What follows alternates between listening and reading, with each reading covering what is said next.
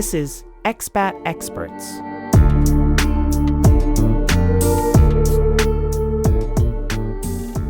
So, welcome to this new episode of Expat Experts.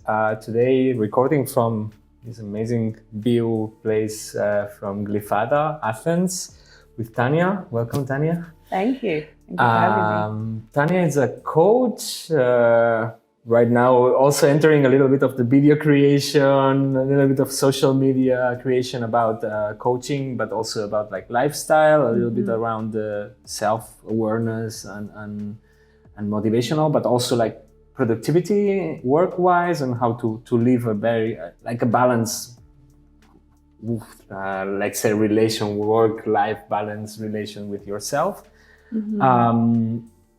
But you are also originally from Zimbabwe, as far as I remember properly. Yeah. You lived over 15 years in UK, London, or? Yes, about 17 actually by the time I left. Okay. And now currently living here in the amazing city and overwhelmed city of Athens. Sunny Athens. Yeah, that's the good part of it. But yeah, just before starting the episode, as always, like remember to subscribe to all the possible social media things that we have, and of course like streaming channels. That's the most important parts, especially YouTube, Spotify, Podimo, Apple Podcast, whatever you want. It's everywhere, so you know where to find it. But please subscribe to the channels. So with that said, let's talk about you. Let's do it. What do you want to know? The Expat, Episode 6 with Tanya Rose.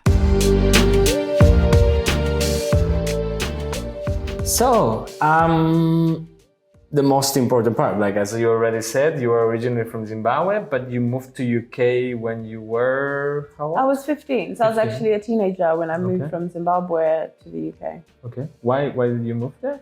Oh, many reasons. So at the time, actually, my father passed away and my mother was working in the UK.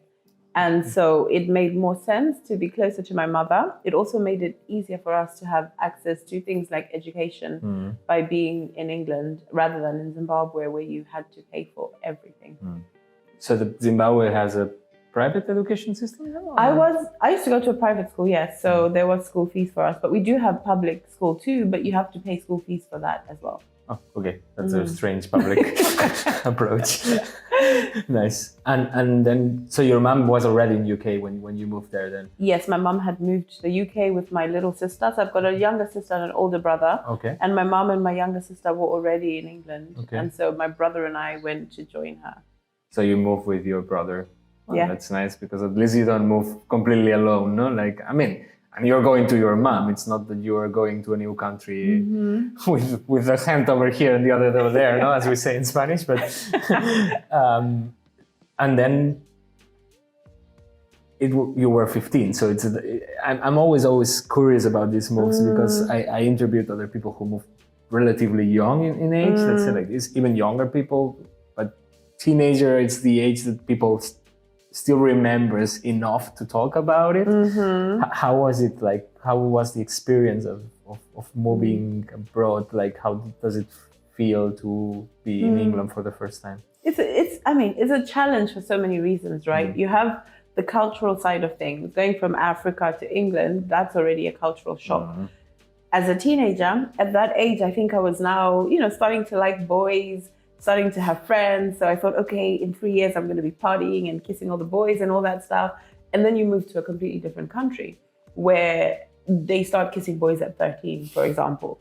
And so there's already that shift where I'm completely different to the people who are there. And so I just had to readjust that side of things and just relearn, okay, what do normal teenagers do? What do teenagers do as normal in the UK? And how is that different to what I know in England?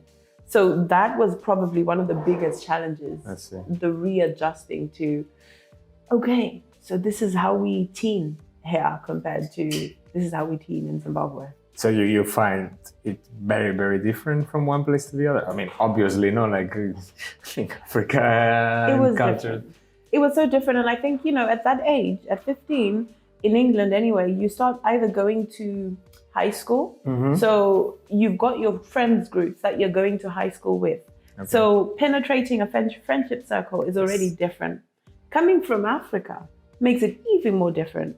And I grew up on American TV, so I would get things like, why do you speak like that when you're from Africa? And I'm like, this is how everybody speaks, like where I come from. So now it's like, let me learn how to do an accent. Let me learn how to be a teenager. Let me learn how not to be bullied. Let me learn how to bully. Let me learn how to talk to boys. Let me make sure my mom is proud. So it's a mind fuck, if I can swear. No, definitely you can, of course.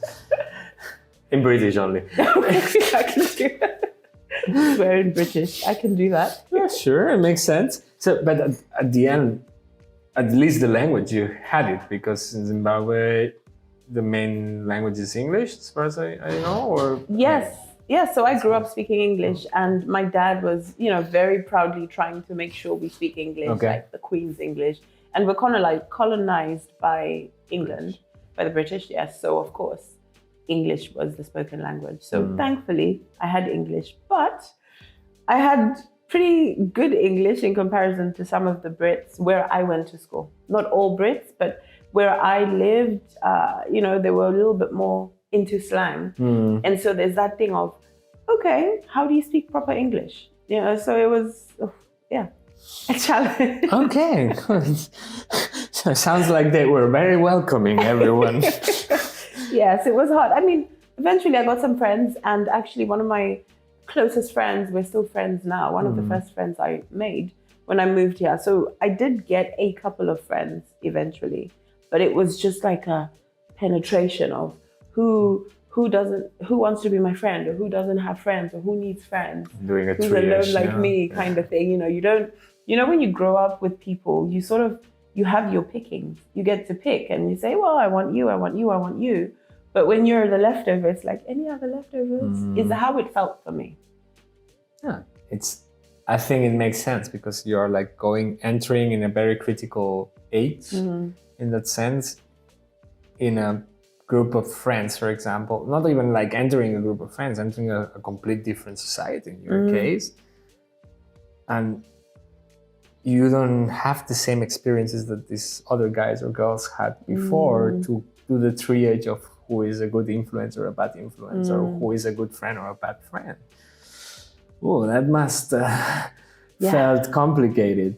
Where did you move in UK? I moved to Southeast London. Okay. Yeah, and to add to the level of complication, education in Zimbabwe, at least in my family and culturally, is a big thing. And so you aim for the best grades and the highest grades. When I first moved to England, they put me in, you get classes, you get like C class, B class, A class. Okay. And they actually put me in, I don't know what it was called then, but it was like C class.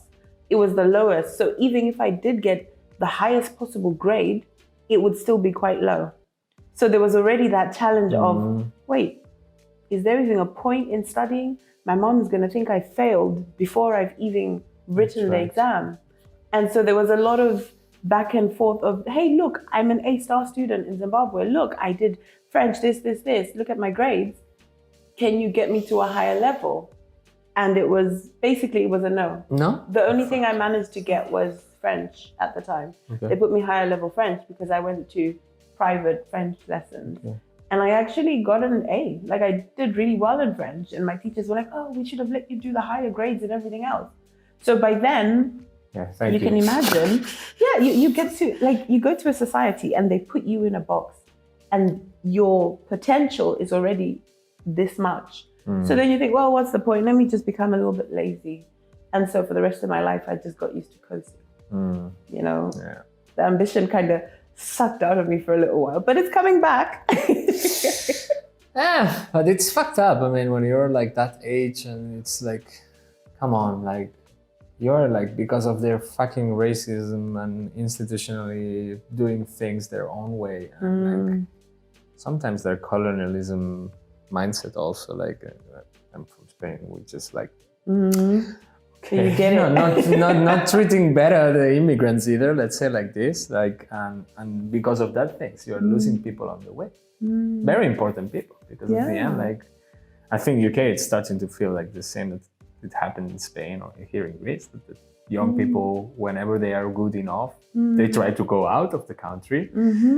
But then you have people inside who could have been extremely brilliant, but you limited them because of your stupid mindset and your system of education dividing people by if they come from here or they are white or not, for example. Yeah. No? Did you feel that it was part of it? Like it was a racism institutionalized, or it was just you being like in the C grade, there was all the immigrant kids going there because of that? Or I think that's honestly, for me, that's a very difficult one to answer, only because where I grew up, my circles, that sort of thing, I was only around, I mean, I had white people in my school, but so there was a bigger segregation still for that time between the black groups and the white groups. You know, there were certain shops where you would go in, but you kind of look different, and that's when we used to call mixed race people colored. Like there was still something going on. So for me, just being there already,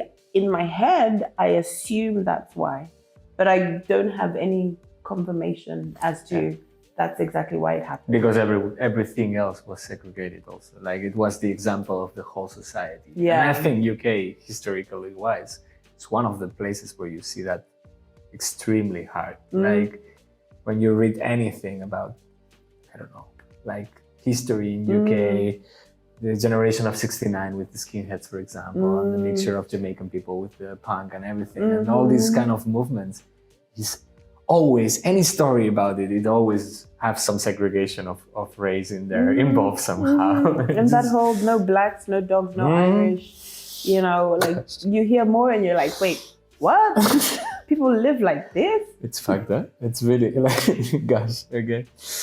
But you said at the end, like you made some circle of like friends or like individual friends here and there. You studied high school there, and then you start working in UK? Yeah, or? so I actually I did high school and university there. Now, the time I came, you had to be there for, gosh, I think it was a certain number of years before you can qualify for financial aid for university. Okay. So I actually took a gap year and I went to work and I was doing admin. I'm very grateful because my mom worked at a nursing home, and so she had some connections, and I managed to get a job as an administrator there. Okay. Even though my first job was at McDonald's, still the best job I've ever had.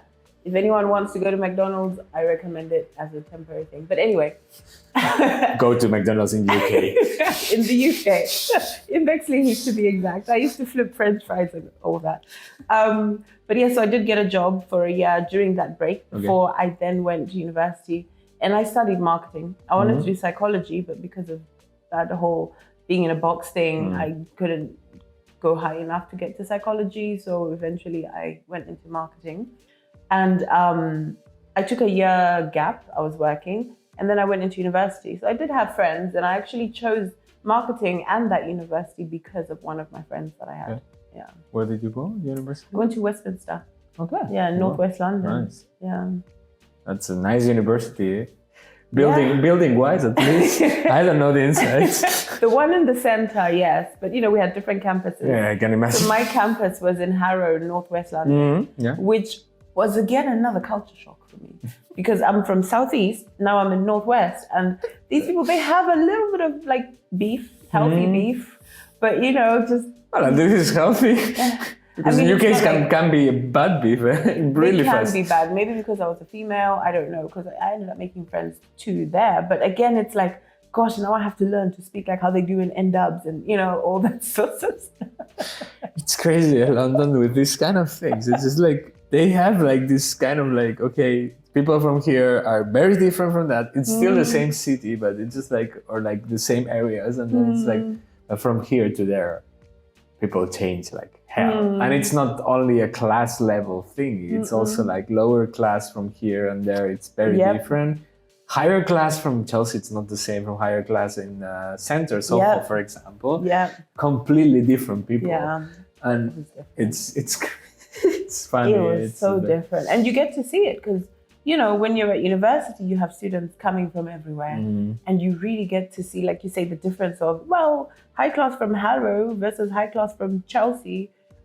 Completely different people that even clash with each other, don't even speak the same, they're not in the same WhatsApp group, as the slang says, It's wild. It's wild how your surroundings, how you're raised, your culture, your family, and the country you're in. All those factors, one little change can make you completely different as well. Yeah.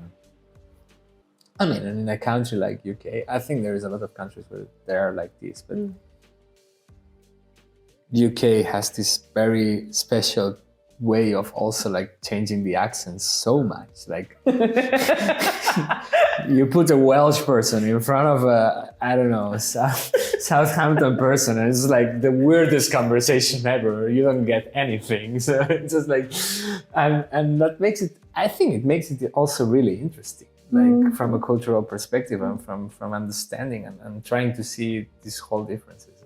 It make it rich somehow. So from the other side, how was for your mom and from your sister to have you back at home like suddenly, because you said they moved there like some years before? Yeah, of course, if I remember well, I think it was 2 years before, but they were there before us. And my sister moved when she was 10 maybe. So she was younger. And so she was able to, I mean, she had her difficulties too, of course, which she can speak to, but she was able to penetrate the friendship group earlier than me at 15, for example. So she understood the systems and the languages a little bit more. But they were happy to have us. You can imagine, you know, my dad has just died. My dad died a week before I moved to the UK. Oh, wow. So you can imagine, we've just lost our father and now it's just the four of us. And so we get to be together, even if it's in a foreign country and you're learning so much, at least we're together. My mom was working, gosh, bless my mom. My mom worked, she's still alive. My mom worked a lot, you know, just to be able to feed us. But those little moments when we were together as a family was so precious. And she always used to say, we'd roll our eyes. But now when I think about it, I actually get really happy. She would say, these four walls are Zimbabwe. Whatever you do outside there, leave it outside there. I don't care. But as soon as you get inside, this is us and this is Zimbabwe. So we were able to hold on to a little bit of our culture. And to answer your question, you know, we were able to have a bond with my mom and my sister because of that. She was very big on family values and us making sure we hold on to each other. It's one of the questions that I wanted to ask you.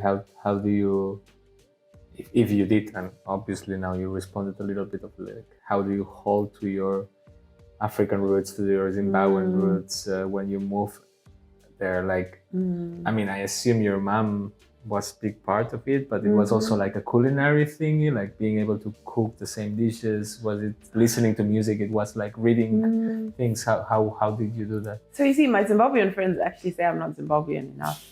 My British friends say I'm extremely Zimbabwean. So I don't know, I'm like in between. But we kept contact how we could. So we lost contact with a lot of our family for various reasons when we first moved to England. So it was mainly us. And then our friends, I'm fortunate, I actually have 3 friends who moved to England at the same time as me within a couple of months. So we held on to those friendships and my mom would let us have sleepovers with them. You know, she would let us know what's happening in the news in Zimbabwe so we could keep in touch. She always spoke to us in Shona, in our language. My grandmother is Ndebele, which is the southern language. She spoke to us in that. So we had that immersion in terms of the language. Food-wise, my grandmother cooked a lot of it. My grand-aunt really, but I know her as a grandmother. She cooked a lot of it. So, you know, there was a lot of watching and how do you do that? How do you do that? I'm not an expert. I chose not to learn to cook my favorite Zimbabwean food, which is called sadza, because it's very fattening. And if I can cook it, I'm going to eat it so many times a day. So I'm learning now. Oh, really? Now we are trying to get fat. No, now I have self-control. But back then it was comfort. Okay. It was home, right? So it goes back to that whole, well, I'm being bullied, or it's difficult in this country, or I miss my dad, I miss my family, whatever. Reconnect. So it's like, oh, well, Sadza, this is so familiar.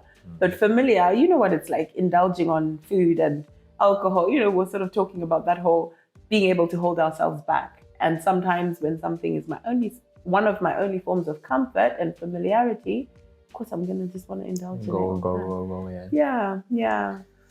Nice. What is Sadza made of? Like, now I'm curious. It's maize. So it's maize, like corn. It's ground into powder, and then you make it kind of like porridge, with water, except you do it until it's a little bit harder, and then you can eat it with your hands, and you dip it in casserole like meat, stew, and greens, and you just eat it like that. Sounds interesting. It's almost tasteless, but when you combine, sounds like the Italian polenta. Yeah, it might be. I've never had it actually. But It sounds familiar. Yeah.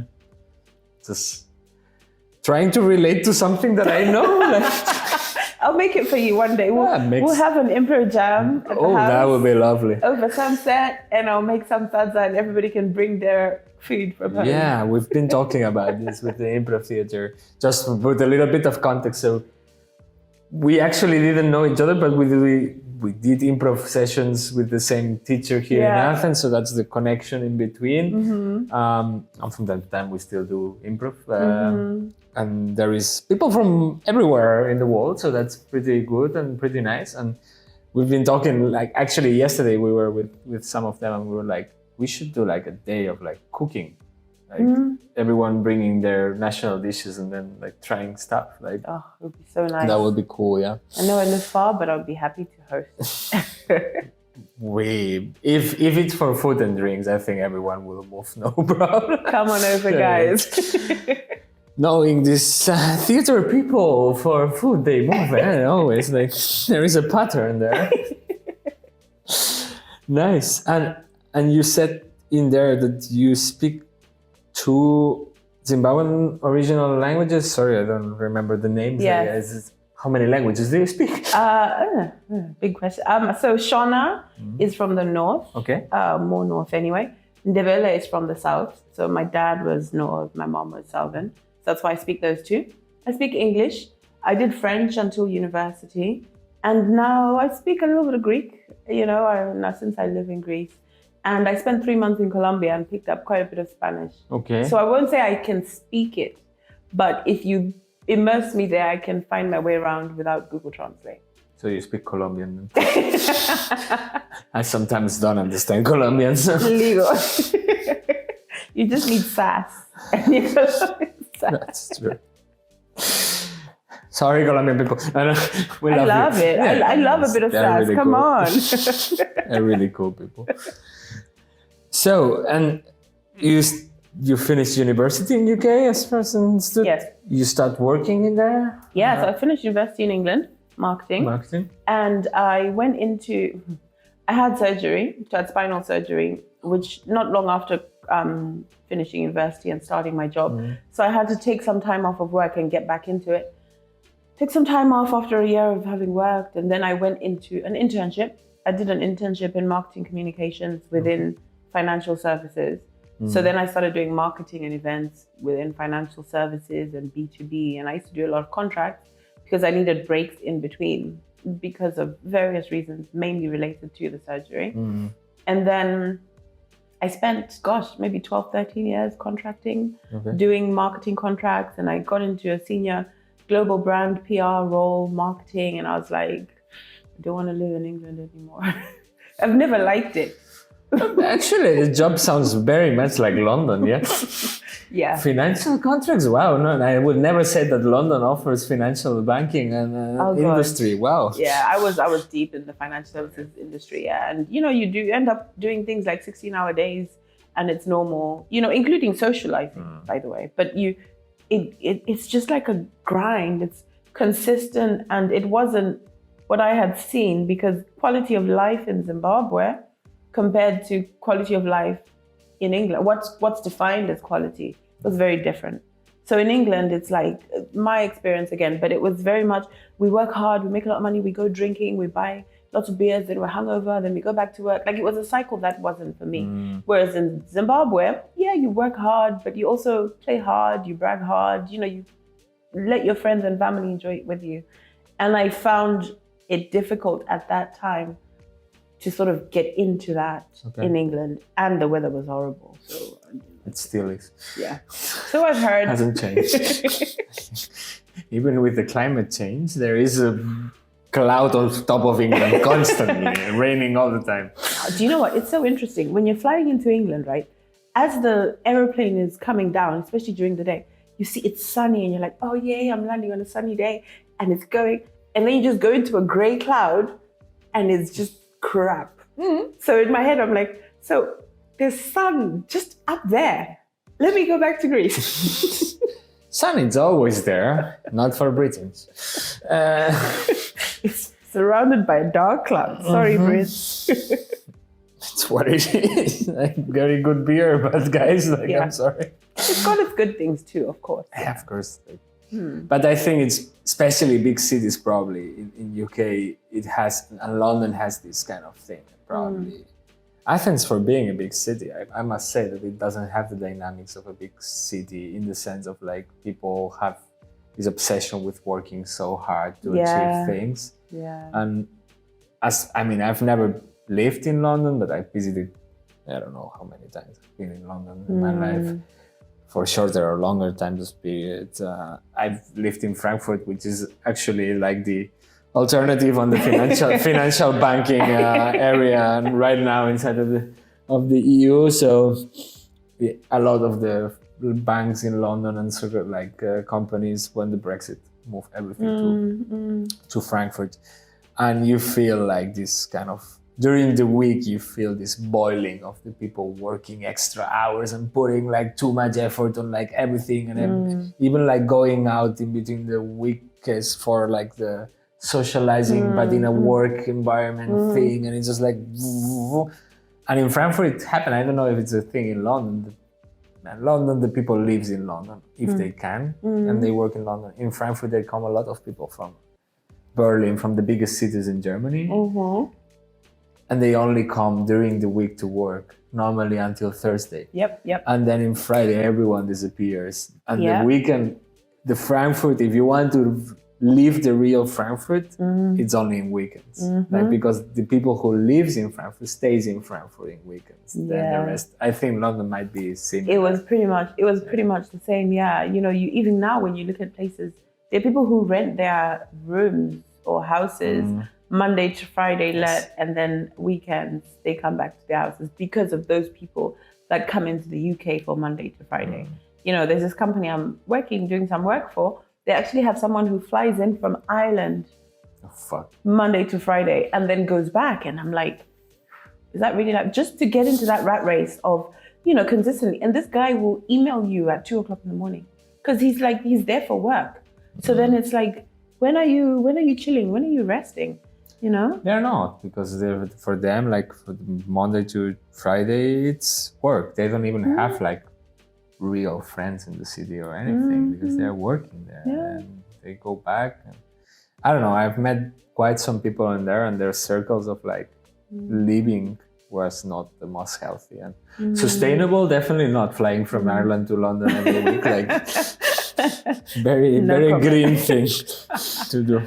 It's true, yeah. So it was that the moment that you said, okay, fuck this shit, I'm leaving Britain? That was a big reason. So mine got so bad because I was in the rat race, and I was, you know, I mentioned a little bit that in Zimbabwe, culturally, career was important. You know, you've got to have a good career, even though it looks different in Zimbabwe. And so in England, I'm like, okay, well, a career is being in the rat race. So I'd have 16-hour days.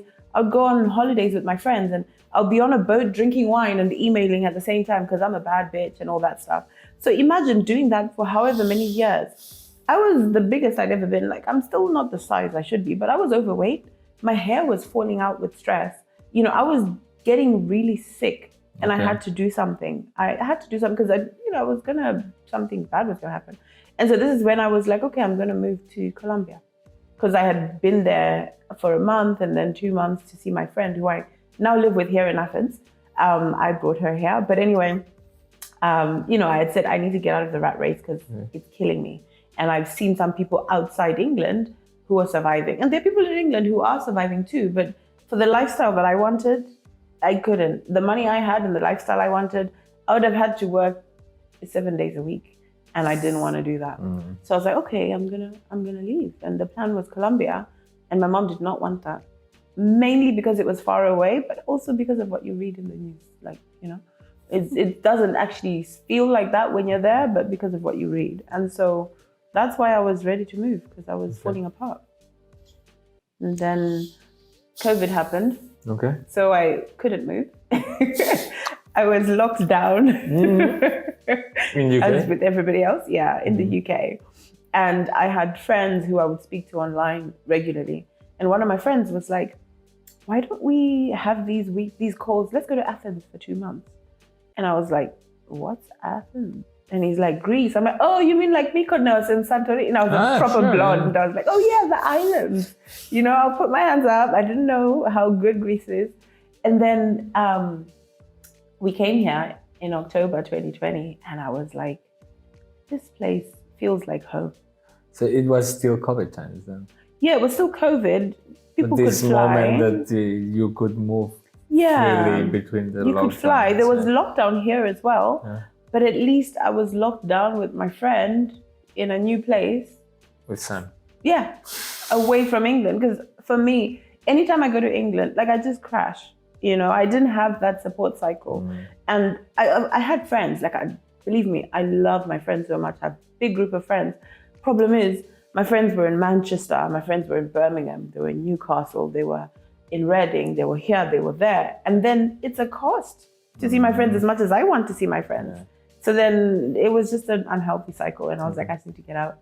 And so I came here and I was like, this lifestyle is similar to Zimbabwe.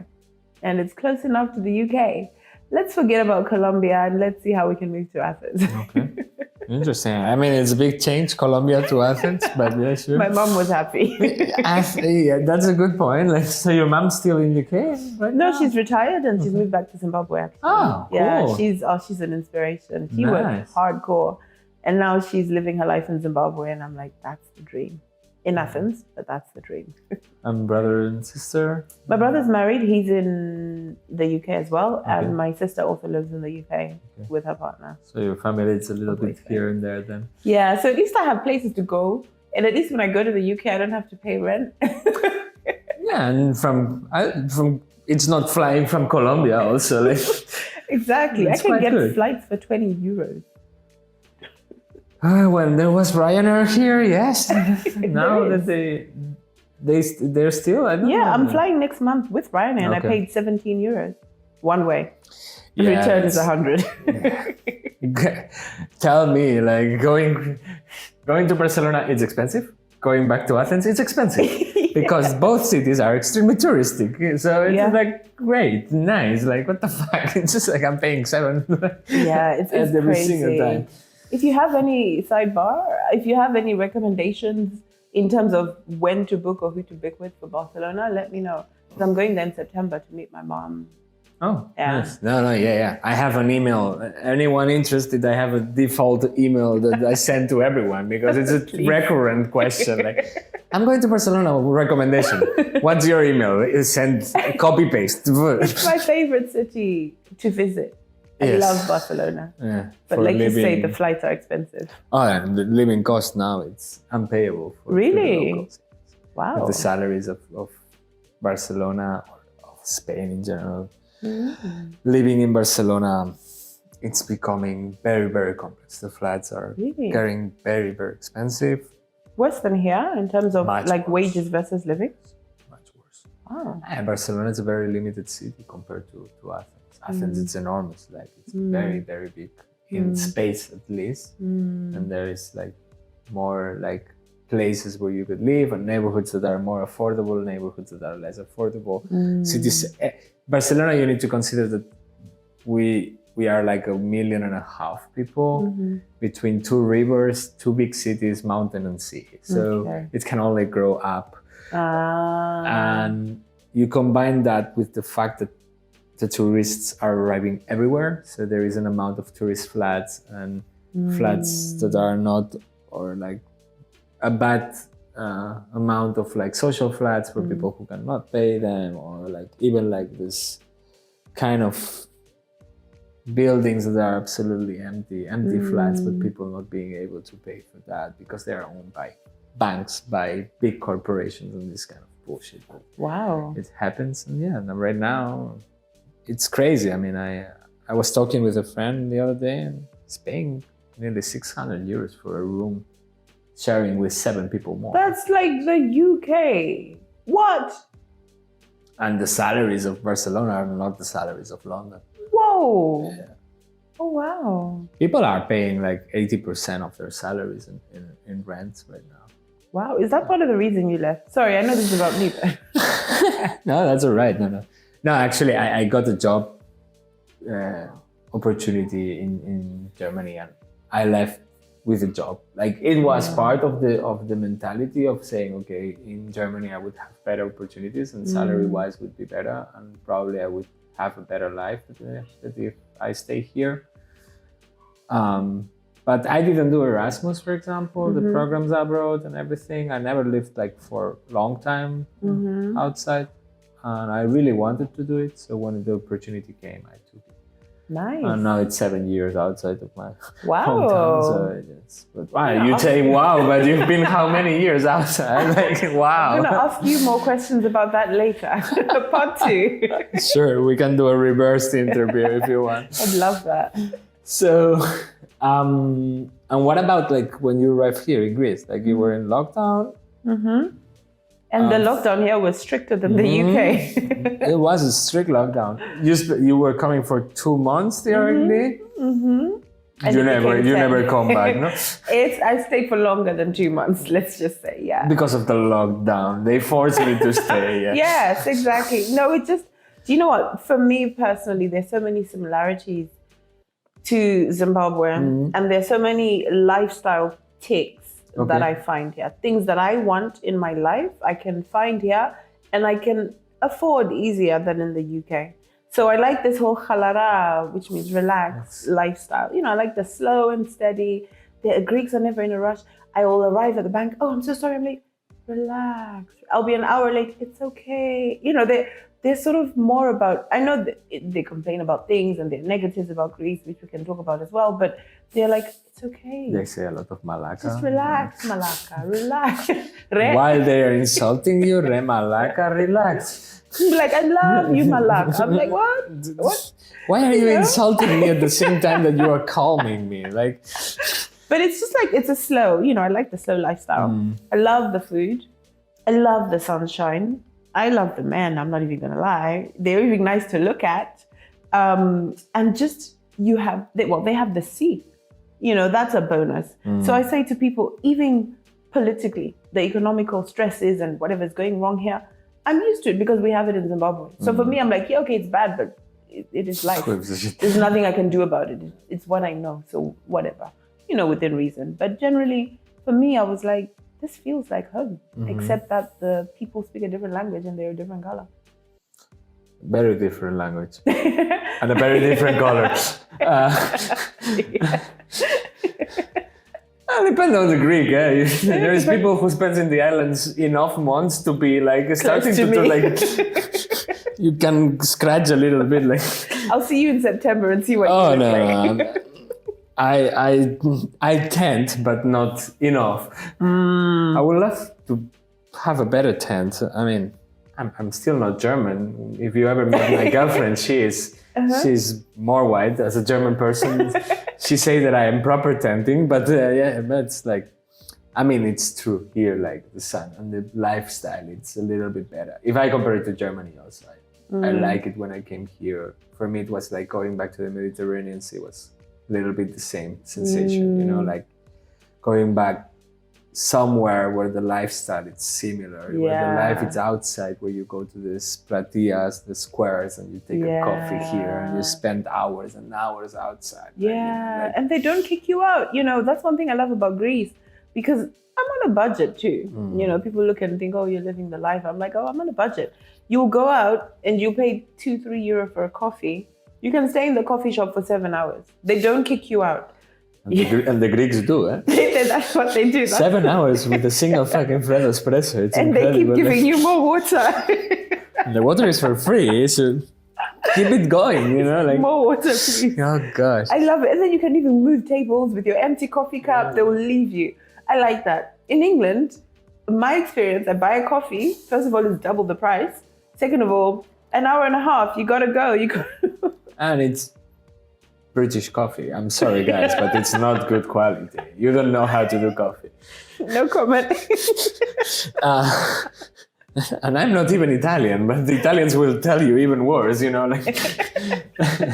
I said nothing about the coffee. I mean, the Italians will tell the Greeks that they do bad coffee. The Greeks will tell the Italians that they do bad coffee. And it's this eternal fight of like Freddo espresso versus like espresso, very short, like zipping in. I think we were talking about this with the last episode.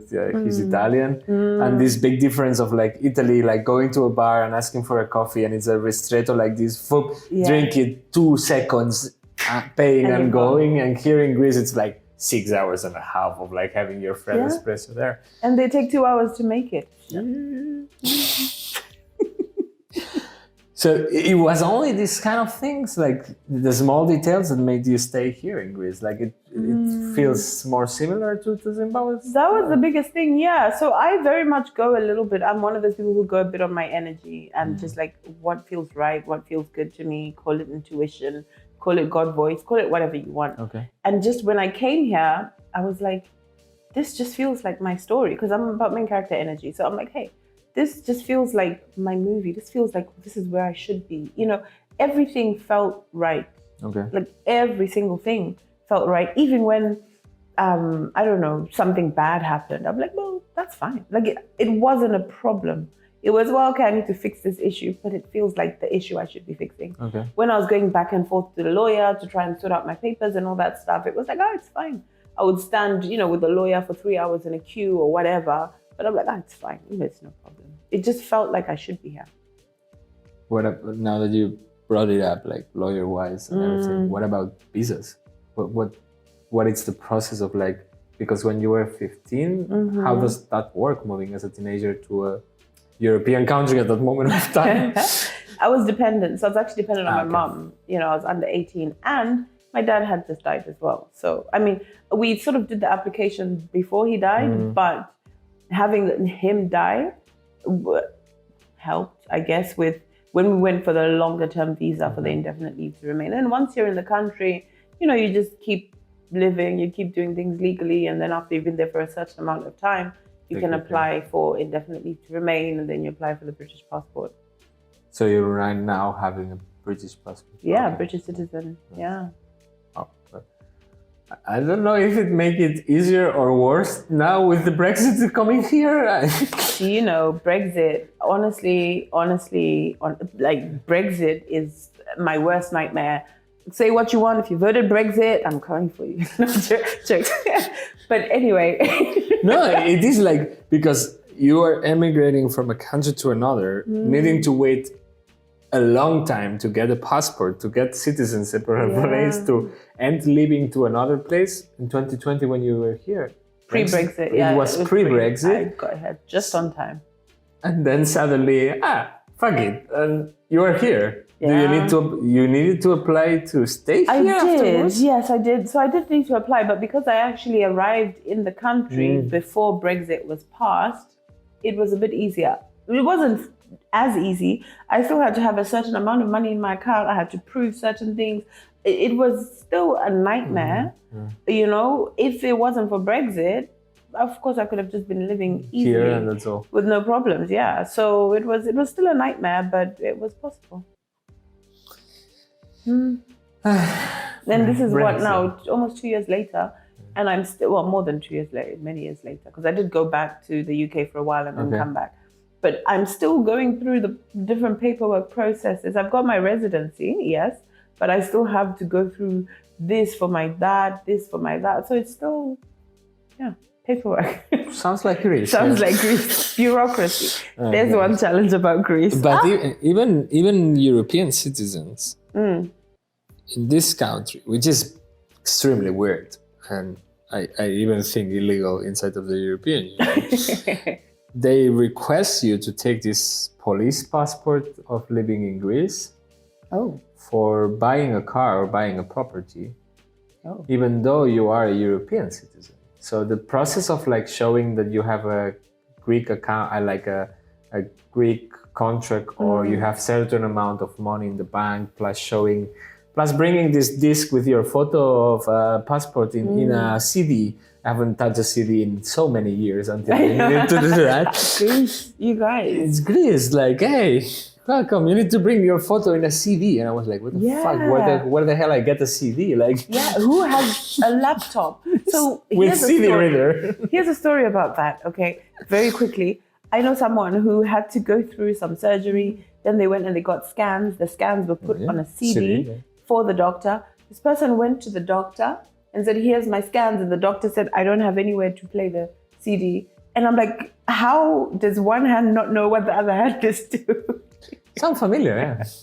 I visited a lot of doctors before the surgery in the knee, and it happened also. Like, I remember with one doctor, he had the MacBook, so no CD reader at all. Mm-hmm. And I went there with the MRIs, and the scans and the X-rays and everything. And he was like, 1 second. And he left.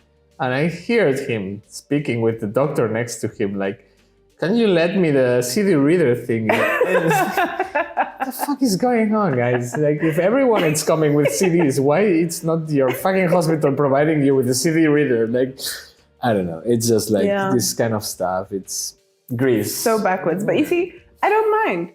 Some people would be like, oh my God, how can you go through that? I'm like, it's Greece. It's fine. Like, it doesn't bother me. I mean, it has its nice and its bad things, and it's always like this. No, I think if you compare it to Germany, for example, or to UK, some things feels like it's like 10 or 15 years behind. Yes. At the same time, it also brings nice things. It brings calmness. And I think in here, there is a lifestyle that it's more towards your life rather than job, for example, focus.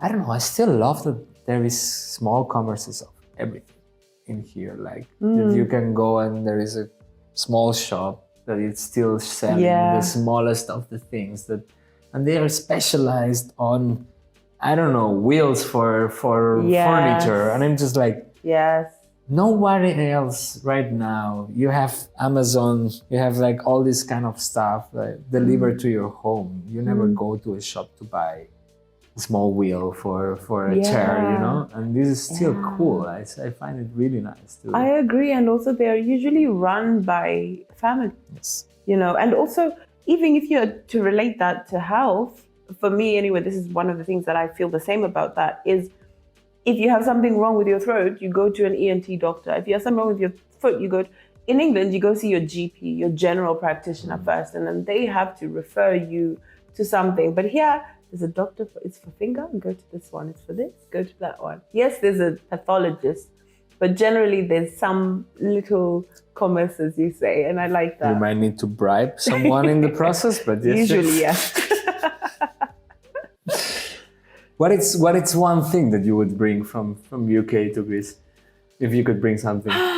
Salmon. Salmon. Oh wow, that's a good one actually. I would do that also. It's so expensive. Oh my gosh, I didn't even know. You know, I now know why, because we have no rivers and something. But I love salmon, and in the UK, I thought it was expensive. So I was like, okay, I'm going to come to Greece. It's going to be a little bit cheaper, and it's almost double. And I'm like, what? And I love salmon. Yeah. It's something that here in Greece, actually, it's the thing that surprised me the more. When I arrived and saw the prices in supermarket, it's not cheap. For the salary, the salaries here, and right now the rents are going also up, which will make life very difficult. Yeah. But if you compare the prices from supermarkets in other countries where the salaries are much higher and the prices of supermarkets here, you understand why people eat outside every day. Yes, it's cheaper. Sometimes cheaper. It's cheaper to go to a taverna than trying to do the same dish at home. Yeah. But also I think that's why they then have like keys, which is a market, a vegetable market. Yeah, fresh vegetables and fruit market. You have a meat market, you know, you have a clothes market. And that's the cheap approach, but you need to wait until the day that the laiki is coming to your neighborhood, or you need to have the capacity of going to other neighborhoods to buy to the laiki if you are not buying for the whole week. And you have to plan for the week and be like, okay, who's coming to visit? And even with that, in the society that we live, some products are only available in supermarkets. And therefore you end, because I don't know, toilet paper, you end going to the supermarket to buy it. If not, where do you buy it? And then you end buying other things. supermarkets are, for me, strangely expensive in this country. I don't get it. And salmon, it's really expensive for very bad quality. I agree. And fish-wise in general, I think I'm a fish lover, and my family were fishermen and people who work in the fish thing. So I love fish. But here, this part of the Mediterranean was so overfished that the quality and maybe not the quality. The quality remains good if you know where to go, but the quantity of fish, it's not as you would expect from a country that it's faced to the Mediterranean Sea, literally. I agree, but I think it goes back to that tavernas thing as well. Fish tavernas, seafood restaurants. There you still get, I think, decent prices. Yes. And generally, good portions. Yes. It's just when you go to the supermarket, then it's like buying fish and this kind of things for yourself to do at home. It's very difficult because the whole tavernas and fishes take a lot of the proportion of what it's fished already. So what arrives to the fish shops and to the supermarkets, it's not a big amount. It's not the better quality. So at the end, you end eating in tavernas, and that's how it is. Yeah, true. Do you know what else I would bring from the UK? The plumbing. You mean being able to throw toilet paper into the toilet? Yes, we cannot throw toilet paper down the toilet and flush it. Got to wipe and put it in the bin. And it's not a problem of the building pumps or pipes. Normally, it's the pipes in the streets that collapse. So you can fuck the whole street, not only your building. Will they know it's you? Like if I were to flush tissue down the toilet and mess up the plumbing, will they know it's me? It really depends if you have more immigrant neighbors or not. If you are the only immigrant in your building, they know it's you, yes. So don't risk it. Nah, not worth it. What about bringing something from Zimbabwe? Oh, wow. Your mom. Yeah, my mom. She's been here. She loves it. She caused trouble here. I love it. Do you know, it's a difficult one. I know you asked me that and I've been thinking about it. I'm not sure I know that sounds probably just the food, my little favorite snacks and chocolates and stuff, because the lifestyle is very similar. So I almost feel at home, except for those reasons I mentioned earlier. But probably just, my favorite foods. I would bring the maid.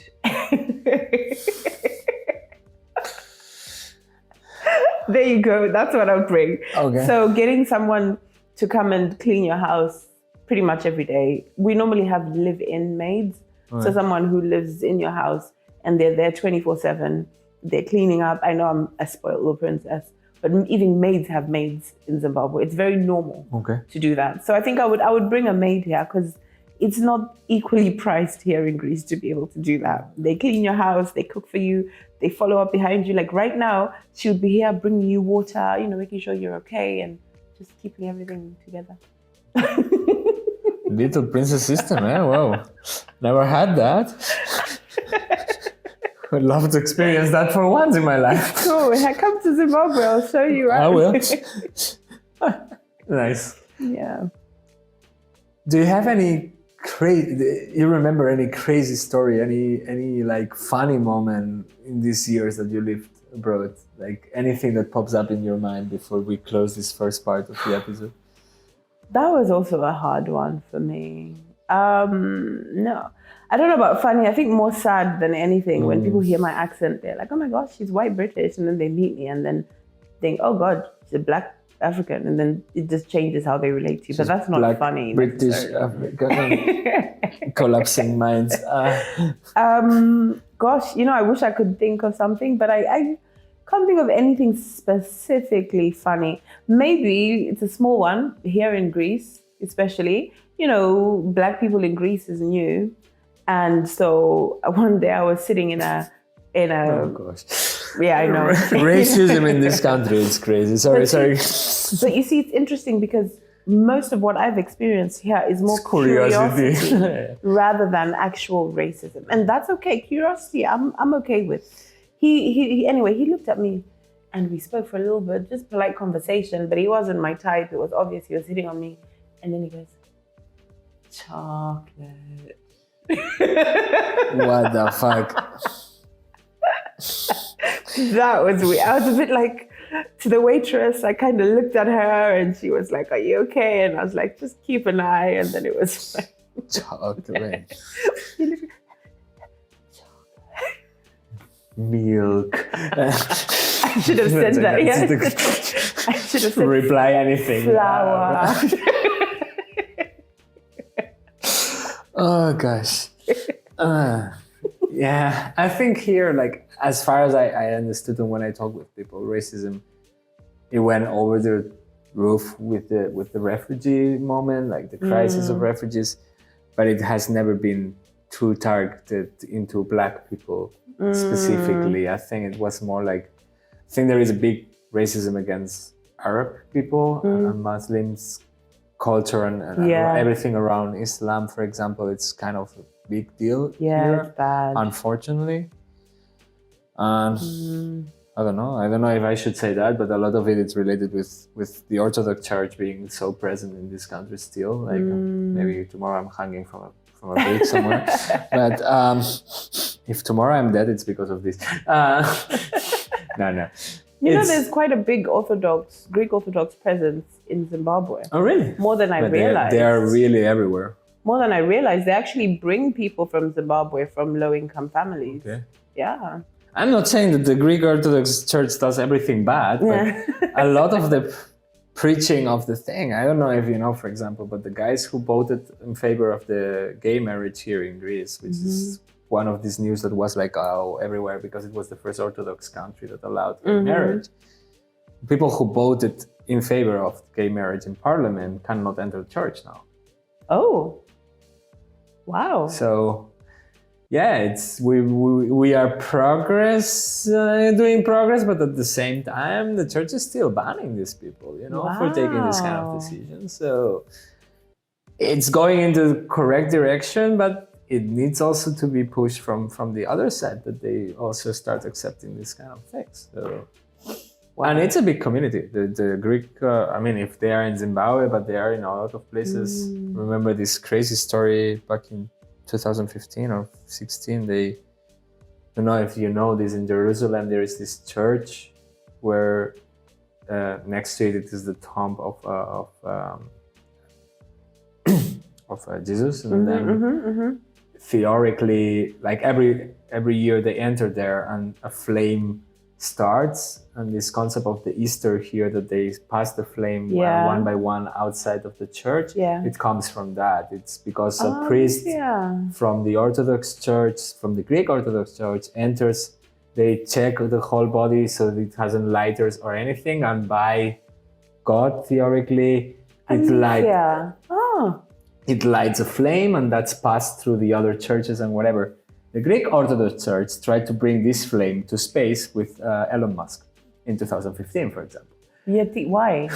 Because it's, I don't know, like it needs to be spread everywhere. What do you mean, guys? Is there no other things you can do with your money? Yes, exactly. That's the whole thing. I mean, that's how big is the church here. It's a whole institution. Wow. It's crazy. Conversation for another day. Yeah, definitely. Let's not go deeper that rabbit hole, because I can talk about hours about these kind of topics. And all right. Just to bring a little bit of closure to this first part, if you want, like, I normally do this kind of like this and that questions. It's just a little bit like a game thingy. Go for it. Let me do one last question before doing that. Have you ever considered going back to Zimbabwe? I mean, UK, clearly I think not, but to Zimbabwe, for example, like ever going back in there, or are you planning to stay here in Greece? Right now, I don't see myself anywhere else. This feels like home. This feels like my base. I've traveled a lot. I love traveling. So as I get more settled, I hope to travel more outside of Greece too, because there's so much to do here and I love it. But I don't see myself living anywhere else.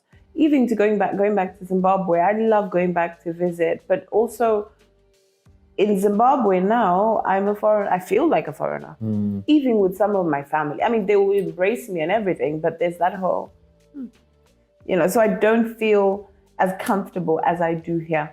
Okay. Some people might roll their eyes or say whatever, but no, right now I don't see it. My ideal would be that I can go back to Zimbabwe twice a year. Nice. That's cool. And not to the UK. Unless for love. Of course, if I get married and my partner, my husband has to move somewhere, then yes, I would move for him. But he better have a lot of money. And not be British. And not move to the UK. God. Cool. So just to do a little bit this and that questions then. Zimbabwean food or Greek food? Both. I'm not. Both. Yeah, they're both. Both. I can't. I thought about no. I'm not going to offend anyone. I love them both so much for different reasons. I'll probably say Greek because it's more variety, but Zimbabwean because it's home and it's so delicious. No, both. Nice. African music or European music? African music for life. I mean, European music is fun, but when it goes to your soul. Same line. European clothes style or African clothes style? These incredible dress. Thank you. I'm wearing African clothing right now, so I should say African, but I would probably say European. I have some nice African pieces, but I like to neutralize them with European clothing. Okay, cool. I was going to ask you Zimbabwean lifestyle or Greek lifestyle, but it seems to be like pretty close by. So yes, Greek. No, it is very close. Okay. Lifestyle is very close. I think Greece wins only because they have the sea. Okay, nice. And now the last one, weather in Zimbabwe or weather here. I'm curious about how it is. Oh, that's hard. That's hard because Greece has snow, which I don't like. But Zimbabwe has rain on my and it's cold during my birthday. Okay. So for me, here during my birthday, I'm born in June, so it's hot here. So of course this place wins because I can celebrate in the sun. It's hard. Even when we get 30-something degrees and all that, in Zimbabwe it gets hot like that too. I don't know. It's hard. I'm gonna say Greek only because I can have a nice warm birthday. Sounds good. It doesn't snow too often either, no. At least here in Greece. In Athens, if you go to the north, yes, but snow here, one weekend per year. That's true. And also, to be fair, last point on the weather, in Zimbabwe, when it's rainy season, it rains a lot, like the whole day. I went to visit my mom for about 12 days last year, and I think it rained for 8 of those days. So let's go with Greek weather, because Zimbabwe, you tripping. Sounds good. I would say we try to do the second part of the episode if you like, and we go a little bit more into the coach, and actually you introduce it there at some point, like the main character, energy, everything, so you can explain it a little bit more in detail. The Expert, coaching main character energy.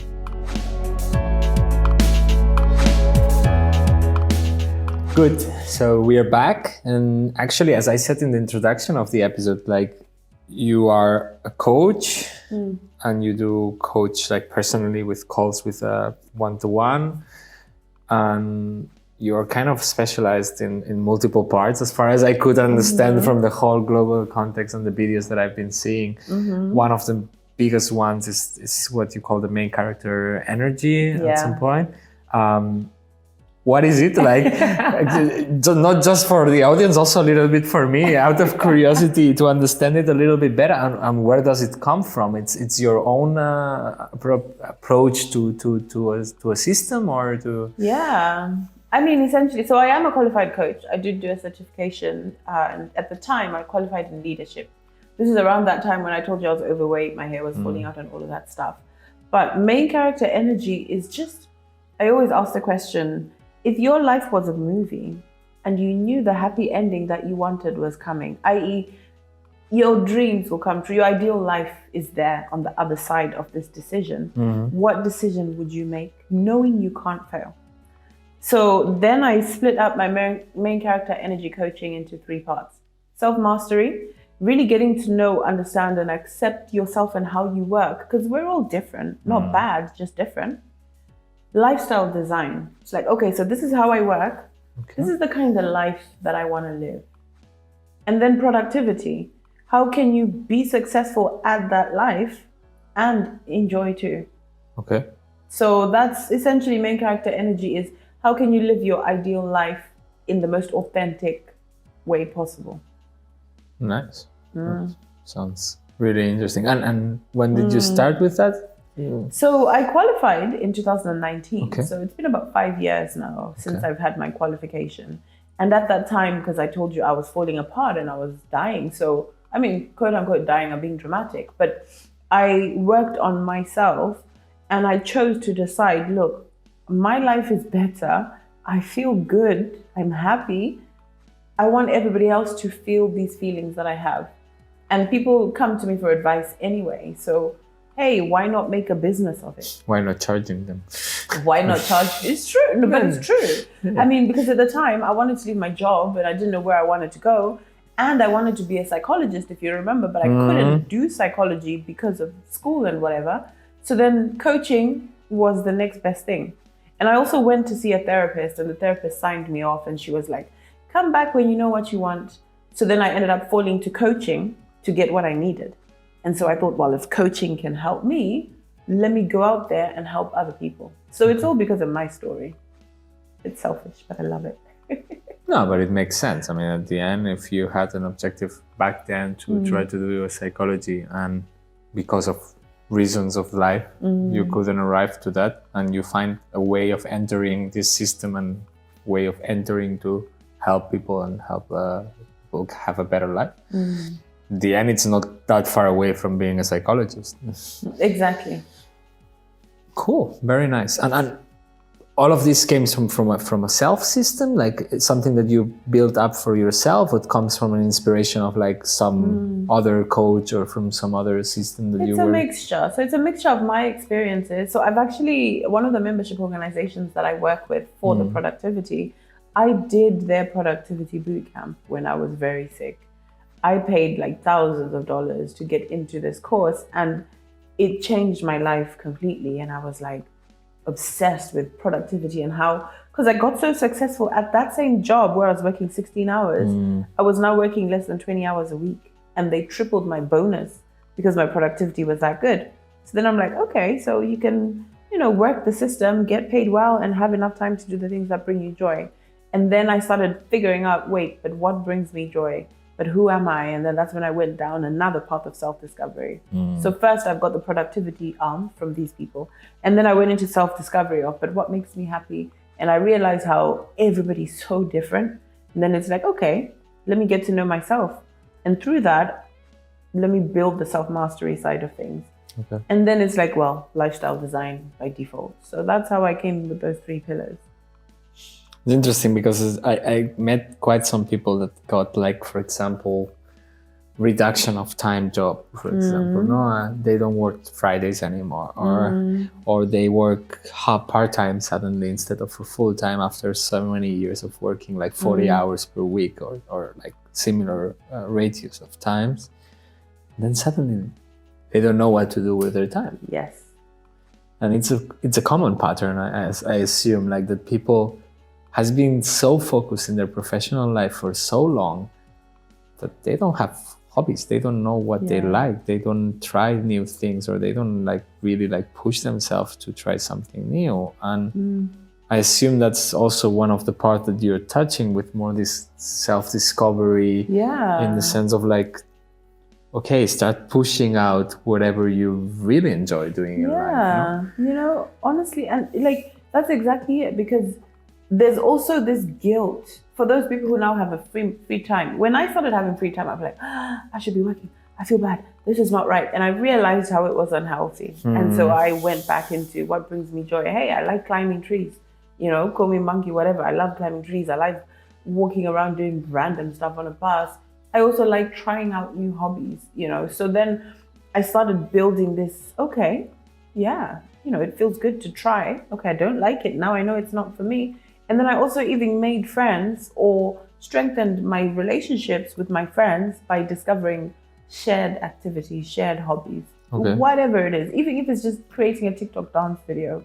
Yes, I'm 35 years old almost, and my friend and I will spend an hour putting a TikTok dance together. And for us, we're satisfied. It's cost us nothing.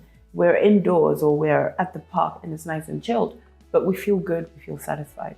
So then I started, you know, people would be like, Tanya, why are you so happy? Why are you always so happy and optimistic? I'm like, because, you know, life is cool. And they're like, but you're broke. I'm like, yeah, but I don't need money to be happy. Yes, it helps. Yes, you know, I want money, of course, but all that to say, find joy in the mundane or find joy in your every single day. And all my friends started coming to me like, you've taught me how to relax. Even my mom, actually. You've taught me how to relax. You've taught me how to live life. You've taught me how to enjoy life. And people kept saying this to me. You should teach other people. And this is when I was dabbling with coaching. So then I thought, oh, okay, let me add that into... Make it official. Yeah. So that's why lifestyle design is now there, because it's like, what does success and enjoyment look like for you? Let's build that and get you there. Have you ever had any customer who their mentality of success is only professional? Oh, yeah. Because that's also a kind of pattern, no? I suppose that. Oh, yeah, big time. And especially in the membership that I work for, you have high achievers who are like that. But then also when it comes to, let's talk about people with similar backgrounds to me, where it's like, yeah, it's only success. If I don't have all the money, if I don't have the big house, if I can't pay for my whole family to go on holiday, if I can't, then I haven't made it. You know, and they just can't get out of that mindset of, you can be happy and successful without having to tick those specific boxes. Yes, those are nice to have, but what about the little things like having coffee with your husband in the morning and sitting for half an hour, or talking about shared goals? And how can you, the people that I work with, they inspire me really nicely actually. How can you, they like to eat out, they like to travel, but how can you do that on a budget? How can you have Spanish food at home? Make a fun challenge, put some Spanish music, dress up. It's already cheaper than going to a Spanish restaurant. Make an omelette, which is a Spanish tortilla, 3 eggs and some onion and potatoes. Cheaper impossible, right? I guess I did it. And get a Spanish friend. Then you hang out with them. You know, how can you creatively tap into the things that bring you joy? And also romanticize the mundane. You know, so that's the sort of mindset I get to, because I like things. I'm not going to lie to you. I like things. I like nice things. My budget is not going to allow me to have nice things at this moment. So I've got to be creative about it. And that's also why I started teaching people to do it. And it's not always the pleasures, I assume, are coming only for having nice things or expensive things. Simple things can bring joy also, no? I suppose it's part of understanding or like realizing that something as simple as watching a movie with your partner, or like something without needing to pay absolutely anything for doing that, it's okay. Or doing a TikTok video, it's good enough. It's more than good enough. Shall I tell you one of my favorite things to do? You see this chair? So guys, there's a rocking chair there with a footstool. You see it's next to the door, because I just lift it up, I take it outside, I go and I sit there, my Alexa plays music, and I just relax and stare. I actually schedule on my calendar horizontal time, feet up, and just relax. And it just brings me joy. Sometimes music, sometimes I do coloring. My friend got me a coloring book, which is just fun for me. And I know some people are like, oh my God, that's boring. But find your version of what that looks like. I'm a designer, so I will go for the coloring book all the fucking time. Right? Spend a lot of hours sketching stuff and doing creativity. A lot of woodwork also. Oh, nice. Yeah. That's pretty cool. See, I'd love to do hobbies like that as well, or just even finding friends who do it. Because then look, we're hanging out. I'm like, hey, I'll bring the drinks or I'll bring the food. Let's do stuff with wood. Yeah, sure. And then you just learn some basics and you have fun. You're socializing, you're meeting new people, and you're not, you know, there's this stigma around we have to have money to be able to do the things we love. Money helps, and like I said, I'll have it. But how can you get creative about that when you don't have it? Mm. Yeah. What about the time when it comes to productivity? Like, because a lot of people understand productivity, and I think I actually had this conversation with my parents and with my dad not so long ago about people understanding productivity with being 8 hours in front of a computer. In a normal office job, actually, you're forced to because you're in the office. But it's not the real productivity. You never work 8 hours per day. It's literally impossible. And the measurement and the accomplishments of the company are never related to you really working this 40 hours. They are related on you doing your job properly. Is that a problem of us? From your point of view, of course, like from your expertise, is that a problem of us, or is that a problem of the system itself that we cannot really change? Because even if you coach someone to tell them, hey, the productivity can increase like this, but if they are forced to be in an office 8 hours per day, they are forced to be there. So they lose this part of time anyway. Like, how do you deal with that? So the organization I work with, actually, Lifehack, they're pretty cool. That's who I learned from. And you get so good at being productive, at getting the results, at doing the things with leverage, that you end up having leverage to be able to reduce your hours. So in the end, my manager was like, I don't care when you work, I don't care where you work from, this and this is what I need to be done. So you need to build the trust, first of all. And even if you are stuck at work, because productivity, I think, gosh, I'm going to butcher it, but I think it's like 4 hours a day is the max how much you can be productive. So let's say you're productive, you do your results, you do what you need to do for 4 hours. For the other 4 hours, if you can't leave the office, just scroll on random sites, or like see how you can either make your job more efficient, more fun, tidy up your desk, go have a long coffee, like, get creative, make it sexy, as they would say. Like, just, it's not the most ideal if you're in one of those jobs where you can't leave. I think people does it.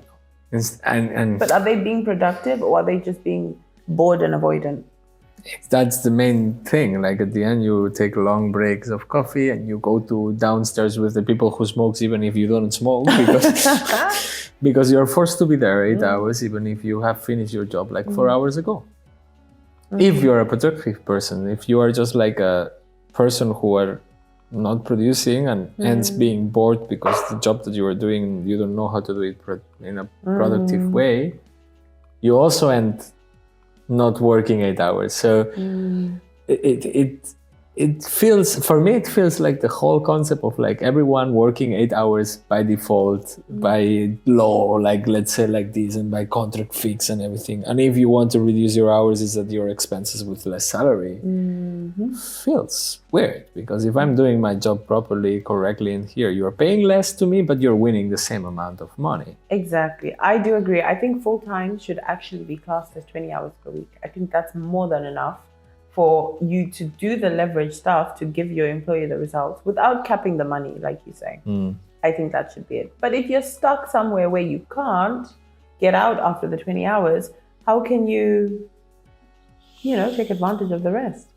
It's still like a very, like, let's say like an advantage that someone who works in an office in front of a computer can deal with. But if you deal with, I don't know, operators of machinery in a chain of productivity, and your job is like operating 8 hours a machine, and you cannot leave that machine because it needs you in front of it, that person is really stuck in there. Like, and their productivity is very capped to not match, because their productivity is really then very binded on these 8 hours of this machine working constantly, That one, yes. So with clients who are like that, we also have, I've worked with a couple of nurses and that sort of thing myself in my business. And you can't reduce those hours, fine.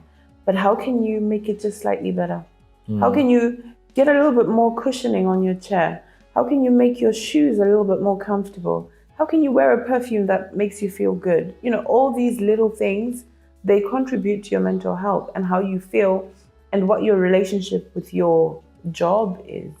So even if you're there for 8 hours, like for me, for example, sometimes I will have 10 hours of coaching calls with a break in between or so, but 10 hours essentially of back to back to back to back. And people are like, oh my gosh, how do you do that? But like, I set myself up a nice little place. I have a view of the sea, the sunset with some calls. I can have a nice chilled drink. So I romanticize my day. I bring joy into the mundane. So if you can't reduce it, if you're as productive as you can be with the time you have and your KPIs, how can you then romanticize it? So you move into the lifestyle design related to self-mastery piece. So it's a part of also like with the self-mastery at the end, it's a part of like loving yourself somehow, but with the productivity, it also enters a part of like trying to enjoy as much as possible your profession or your day-to-day job at the end, no? Yeah, and not just loving, but actually knowing, understanding yourself. Because I can love myself, but maybe I don't know that after 27 minutes, I can't deal anymore. I've had enough.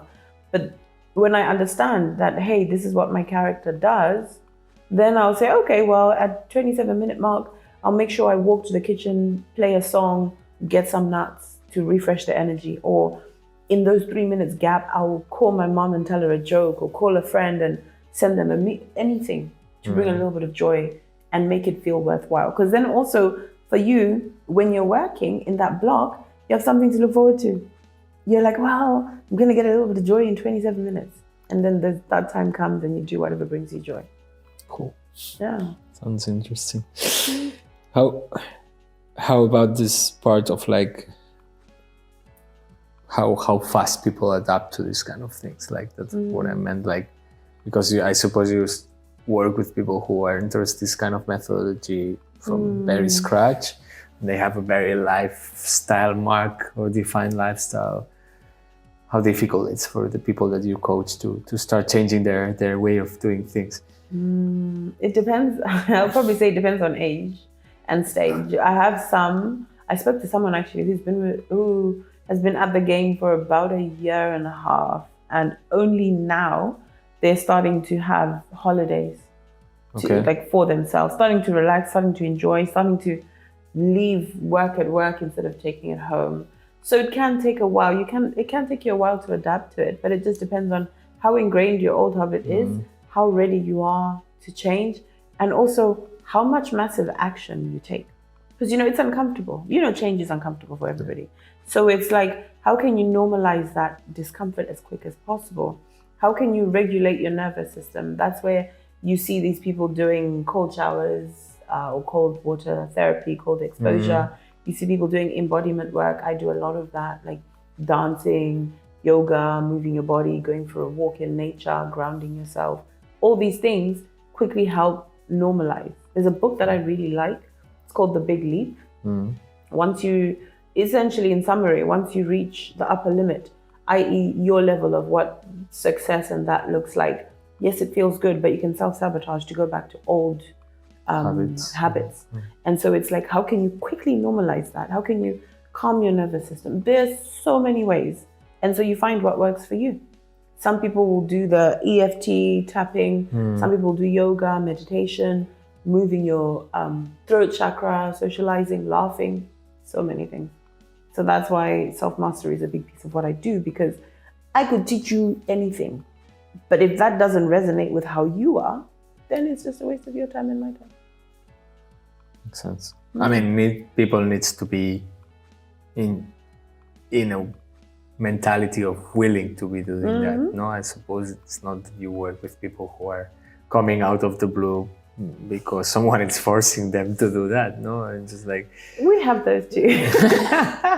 It's just more difficult to work with them. Yes, those are a bit more difficult, and also don't believe that it's possible. So I think even if you're at a point where you're thinking, okay, I'm ready to change my life, but I don't see how, start collecting evidence that it's possible. Start meeting people who've changed, who live a life similar to what you want, and get some advice from them. So this main character energy, it's not always like, I mean, you use the movie scene, because I suppose it's easy to resonate to something or someone that you idealize from a movie, for example, or from a character, from a cartoon, whatever.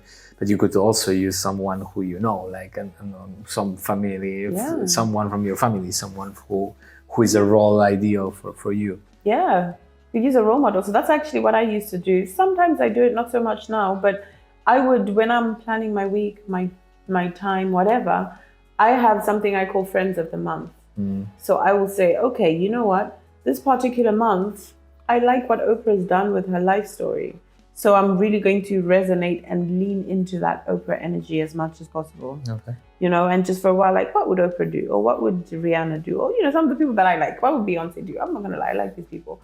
You know, and just what would Dwayne Johnson do? And just lean into that character's energy. Or my favorite genre of movie. Okay, what would that character be doing right now? Maybe it's not the right decision, but that's what will make me feel good. And that's what I believe is going to get me to that result. Okay. Sounds interesting. I mean, isn't it? I was just thinking on bad characters to choose, actually. Like, hey, sorry, if like that's the character that motivates you, go for it. Suddenly choosing someone really, really bad from a very bad movie, you know? What's his name? Voldemort. Exactly, Lord Voldemort, and suddenly like only respecting pure blood people. Whatever, like. It can go worse. Like you can go historically and start picking people from Nazi movies, and then you have a problem. Like, yeah, let's not. I like to hope that that's not you. let's maintain it only on Disney. Okay. No, but I mean, some people. I doubt if I've never found that, but if I find someone who tends to be on that darker side. Nobody wants to be a villain. Push therapy, yeah? Nobody choose a villain out of like, I want to be Cruella the Vil. No one has ever wanted to be a villain. Everyone just wants to be happy and free. Everyone wants to be a hippie. What is the most common motivation for people who comes to you asking for help? The most common motivation or drive, I would say the thing that drives them to come is they've had enough. They're tired. You know, a bit like me, where I was clearly overwhelmed and sick, and something had to change before my health took over. So a lot of the people, they've had enough, and they're desperate and ready, willing and ready to try. Okay. That's the biggest one. And I find the more I share my story as well on socials, people see it and think, there's a bit of fresh air. I want. So they also come to me like, hey, I can see that you're happier than you were when this happened, and can you help me? It's really frustration. How much is now that you are pretty active in social media and YouTube videos, you do interviews, you have a pretty large YouTube channel actually, like, and also Instagram, I think you do quite a lot of videos.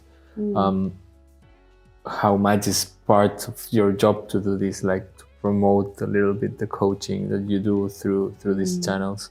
Do you know what? To be honest with you, I actually haven't promoted in a very long time. At the moment, it's either word of mouth, it's either through the organization, and I'm doing a lot of speaking.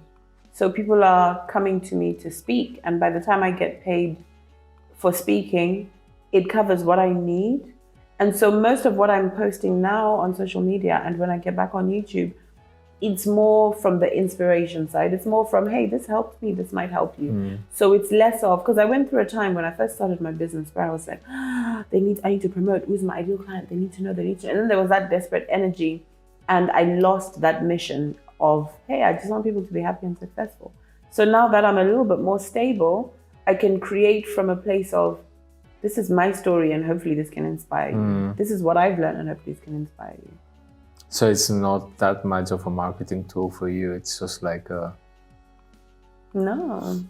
influencing. I don't want to call it influencer, but share experience. Like that I don't desire to be an influencer. I make jokes about it, like I'm an influencer, but I don't. Yeah, me too. But I don't want to be an influencer at all. I just want to inspire, and as cheesy as it sounds, I just want to make people happy.